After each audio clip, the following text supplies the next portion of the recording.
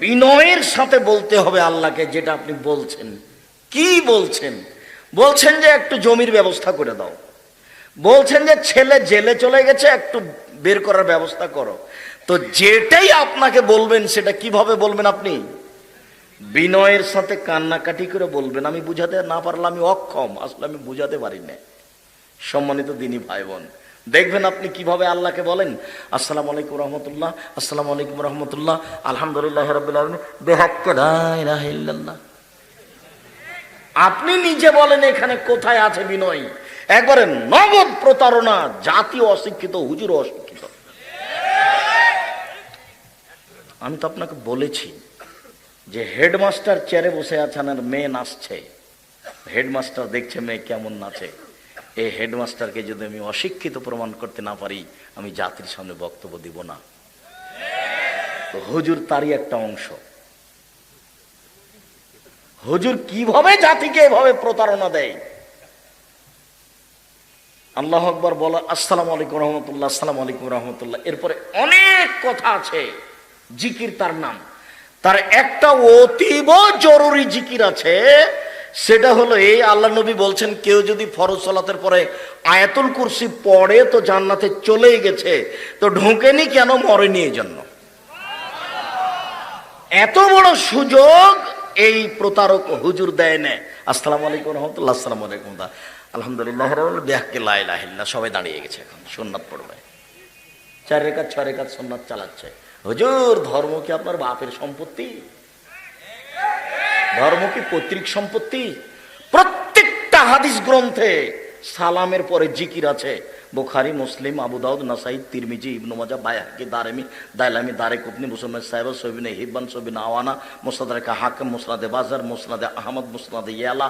পৃথিবীতে যত হাদিস গ্রন্থ আছে 400-এরও বেশি, সমস্ত হাদিস গ্রন্থে সালামের পরে একটা জিকিরের আলোচনা আছে, লম্বা আলোচনা। এখন এখান থেকে উঠে গিয়ে যে কোনো বাংলা হাদিস গ্রন্থ, বুলুগুল মারাম হোক, মেসকাত হোক, আবু দাউদ হোক, বুখারী হোক, সালাম ফিরার পরে আল্লাহর নবী কি বলতেন সেটা দেখেন। হুজুরের সাথে একটা তো মিল নেই। আমি তো বলেছি, 20 বছর আগে বলেছি কোরআন শরীফ চলবে না। কোনো মায়ের বেটা একটু বলে না কেন যে চলবে? আমি বলেছি কোরআন মাজিদ মানুষের বানানো দোয়া। হুজুর কি এমনি এগুলো করছে? মানুষের বানানো দোয়া 1 পৃষ্ঠাে, 20 বছর থেকে চ্যালেঞ্জ দিয়েছে। একটা বাক্য যদি আল্লাহর নবীর হয়ে থাকে, এখানে কিয়ামত পর্যন্ত সময় থাকলো, সব মিথ্যে। আল্লাহর নবীর এগুলো একটা কথা নয়, মানুষে বানিয়েছে। কোরআন মাজিদে যদি মানুষের দোয়া বানানো লিখে দিতে পারে, তাহলে আপনাদের তো কোরআন তেলাওয়াতকারী, কোরআন পাঠক তো বলতে পারে সাদাকাল্লাহুল আযীম। কথা বলবেন না দয়া করে, ওটার প্রয়োজন নাই। আপনি ভদ্রতা বজায় রেখে চুপচাপ বসে থাকুন। আন্তরিকভাবে জোরালো অনুরোধ। আল্লাহর নবী কোরআন তেলাওয়াত শেষে বলতেন, সুবহানাকা ওয়া বিহামদিকা আশহাদু আল্লা ইলাহা ইল্লা আনতা আস্তাগফিরুকা ওয়া আতুবু ইলাইক। হাদিস আছে, এদেশে একটা বই পাওয়া যায়, আয়নে রাসূল সাল্লাল্লাহু আলাইহি ওয়াসাল্লাম দোয়া অধ্যায়। যাওয়ার সময় একটু খোঁজ করিয়েন।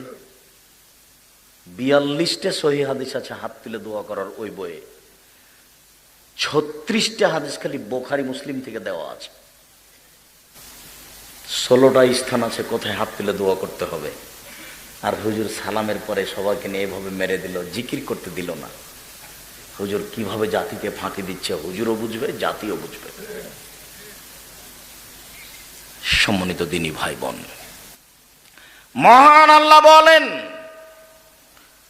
আপনি যখন দুনিয়াবি কাজ থেকে অবসর হবেন, আপনার দুনিয়াবি কাজ কি? সকাল 10টায় স্কুলে গেলেন, 5টায় ফিরে আসলেন, দুনিয়াবি কাজ শেষ।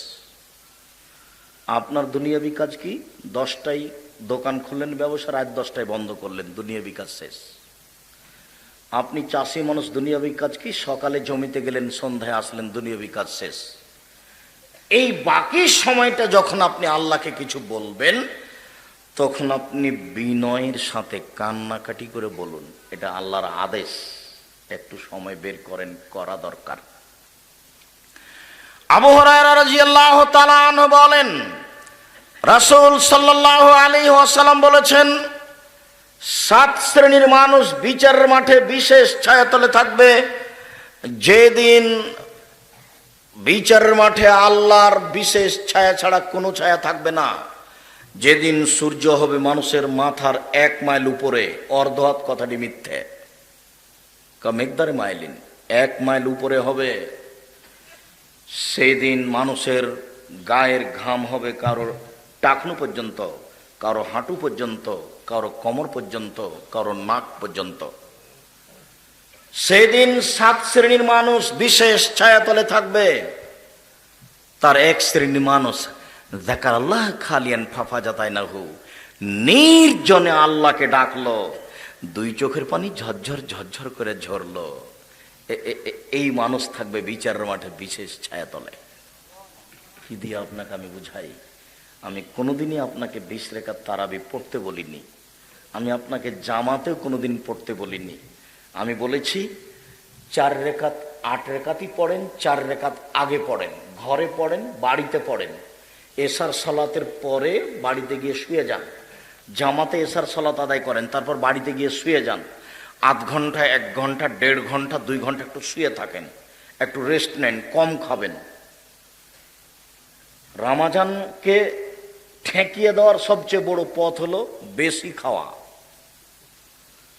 রমজানকে ঠেকিয়ে দেওয়ার সবচেয়ে বড় পথ হলো হাট বাজার বেশি করা। কাপড় চোপড় যত বেশি কিনবেন তত দোকানদারকে সাপ্লাই দিতে হবে তত বেশি। সবাই ব্যস্ত কাপড় চোপড় নেই, কে জিকির আজকার করবে, সবাই ব্যস্ত। রমজানকে ঠেকিয়ে দেওয়ার জন্য ব্যবস্থাপনা হচ্ছে ইফতারির ব্যবস্থাপনা। এত ইফতারি সাজিয়েছে, সেই সকাল 10টা থেকে হাট বাজার করছে, আর 1টার পর থেকে রেডি করছে, সন্ধ্যা পর্যন্ত রেডি করছে। ওর দুলা ভাই আসবে, ওর বন্ধু আসবে মেয়েটার, সেই জন্য ইফতারি সাজাচ্ছে। ও সিয়াম থাকে, ও সিয়াম থাকে না, ও রোজা থাকে। রোজা মানে হচ্ছে উপবাস থাকা, আর সিয়াম মানে বিরত থাকা, দুটো এক নয়। ছোট ব্লাউজ পরে হাট বাজার করে বন্ধুকে ইফতারি খাওয়িয়ে রোজা থাকা যায়, সিয়াম থাকা যায় না। দোকানে বসে মিথ্যে কথা বলে জিনিস বিক্রি করে রোজা থাকা যায়, সিয়াম থাকা যায় না। সুদ ঘুষ খেয়ে দিয়ে রোজা থাকা যায়, সিয়াম থাকা যায় না। নগ্ন পোশাক পরে চলে রোজা থাকা যায়, সিয়াম থাকা যায় না। দাড়ি চেঁচে ছোট করে রোজা থাকা যায়, সিয়াম থাকা যায় না। সিয়াম ভিন্ন জিনিস, রোজা ভিন্ন জিনিস। ইবাদতের জগতে সবচেয়ে ব্যতিক্রম ইবাদত হলো সিয়াম। ইবাদতের জগতে সবচেয়ে দামি ইবাদত হলো সিয়াম। আর আল্লাহকে চাওয়ার সবচেয়ে ডাকার সবচেয়ে বড় মাধ্যম হলো সালাত। আর সবচেয়ে শক্তিশালী ইবাদত হলো দান। আর আল্লাহকে সন্তুষ্ট করার, খুশি করার সবচেয়ে বড় পথ হলো 1 ফোঁটা চোখের পানি। দান খুব পাওয়ারফুল ইবাদত। ইবাদতের জগতে এত ক্ষমতাধর কোনো ইবাদত নেই, সবচেয়ে পাওয়ারফুল ক্ষমতাধর ইবাদত হলো দান। আল্লাহ নবী বলছেন, পানি যেমন আগুনকে নিভিয়ে দিতে পারে, দান তেমন পাপকে মিটিয়ে দিতে পারে। আল্লাহ নবী বলছেন যে দান কবরের শাস্তিকে থামিয়ে দিতে পারে, বন্ধ করে দিতে পারে। আল্লাহ নবী বলছেন দান আল্লাহর রাগকে মিটিয়ে দিতে পারে। আল্লাহ নবী বলছেন দান হলো দলিল, এ বাড়ি আমার, প্রমাণ এই যে, এই জমি আমার, প্রমাণ এই যে, দলিল আছে। আল্লাহ নবী বলছেন দান হলো দলিল। বিচারের মাঠে আল্লাহকে আমি বলবো আমি জান্নাত পাবো, আল্লাহ যদি বলেন কেন, তাহলে আমি বলবো আমার কাছে দলিল আছে। সেটা কি বলেন তো? সেটা দান। তখন সেটা হজ নয়, তখন সেটা সিয়াম নয়, তখন সেটা জিকির আজকার নয়। দান খুব পাওয়ারফুল ইবাদত। তবে আল্লাহকে খুশি করার 1 ফোঁটা চোখের পানি দিয়ে তাকে ইয়ে করে দেওয়া যায়, এবারে নরম করে দেওয়া যায়, খুব খুশি। যেমন সুবহানাল্লাহ, আলহামদুলিল্লাহ, আল্লাহু আকবার বললে খুব খুশি, তেমনি চোখের পানিতে তিনি খুব খুশি। আল্লাহ নবী বলছেন যেভাবে তাতে আপনি 4 রাকাত সালাত আদায় করেন একাই, বড় বড় সূরা মুখস্থ নেই, সূরা ইখলাস তো আছে, কুল হুয়াল্লাহু আহাদ তো আছে, আল্লাহু আকবার, সানা, আউযুবিল্লাহ, বিসমিল্লাহ, সূরা ফাতিহা, তারপর বিসমিল্লাহ, ইখলাস, বিসমিল্লাহ, ইখলাস, বিসমিল্লাহ, ইখলাস। সূরা ইখলাস পড়তে পড়তে পড়তে পড়তে আর দাঁড়াইয়া থাকতে পারছেন না, তখন রুকুতে যান, সুবহান রাব্বিল আযীম বলতে থাকেন, বলতে থাকেন, বলতে থাকেন। তারপর উঠে আসেন, দোয়া পড়েন, সিজদায় যান, সুবহান রাব্বিল আলা বলতে থাকেন যতক্ষণ পর্যন্ত কুলাই। তারপর উঠে আসেন, দোয়া পড়েন, আবার সিজদায় যান, বলতেই থাকেন, আধা ঘন্টা থেকে যান সিজদায়। তারপরে এ হলো 1 রেকাত, তারপরে আরেক রেকাত, এ হলো 2 রেকাত, তারপরে আর 2 রেকাত, এ হলো 4 রেকাত। এবার দরজার সিকিউরিটি লাগিয়ে দেন, ভিতরে যেন আপনার স্ত্রী ছেলে মেয়ে কেউ না আসতে পারে। এখন কান্নাকাটি করতে হবে, ক্ষমা আগে তারপরে সকাল, আগে ক্ষমা নিতে হবে তারপরে সকাল। তুমি সর্বশক্তিমান, তুমি বড় দয়াবান, তুমি বড় ক্ষমাবান, আমি বড় অপরাধী, আমি বড় গুনাহগার, তুমি আমার প্রতি একটু দয়া করো। রব্বিক ফিরওয়ারাহাম অন্তা খায়রুর রাহিমিন আন্নি মাসানিয়া জুর্র অন্তা রাহমুর রাহিমিন। আমি বড় বিপদে, তুমি বড় দয়াবান, আমি বড় বিপদে, তুমি বড় দয়াবান, আমি বড় বিপদে, তুমি বড় দয়াবান। রব্বি ইন্নী যালামতু নাফসি ফাগফিরলি, হে আমার প্রতিপালক, আমি অন্যায় করেছি, তুমি আমাকে ক্ষমা করো। বলতে বলতে হাত তুলে দোয়া করে কান্নাকাটি করতে করতে 1-1.5-2 ঘন্টা, একবারে ফজরের কাছাকাছি, তখন বাদ দিয়ে আর 4 রাকাত পড়েন। এবার দেখবেন ফজর আজান হতে যাচ্ছে। এর নাম ছিল রাত্রি জাগা। কিভাবে কিভাবে এরকম হয়ে গেল? চাঁপাইনবাবগঞ্জের সবাই মিলে এক জায়গাতে বসে বিস্কুট হায়ার কোরআন মাজিদ পড়ে, আর ঢাকাতে সবে বক্তব্য দেয় আর রাত জাগে, এটা নাকি রাত জাগা। আর নওগাঁতে যে কি তা আমার জানা নেই, আমি আপনাকে বুঝাতে পারলাম না রাত জাগা কাকে বলে, রামাজান কাকে বলে। দুঃখিত। মহান আল্লাহ বলেন, মোহাম্মদ আপনার যখন দুনিয়াবি কাজ শেষ হয়ে যাবে তখন আপনি কঠোর শ্রমে আত্মনিয়োগ করুন, জরুরি আদেশ। আপনি আমাকে যা বলবেন তা বিনয়ের সাথে কান্নাকাটি করে বলুন, নির্জনে, কেউ নাই, সিকিউরিটি লাগিয়ে দিতে হবে, প্রয়োজনে আলো অফ করে দিতে হবে, অন্ধকার, এমন কান্নাকাটি করতে হবে। ক্ষমা আগে তারপরে কোনো কথা। আজ সকাল হবে না ক্ষমা না হলে, সকাল যেন না হয় পাপ সহ। আমি পাপ ছাড়াই সকাল চাচ্ছি।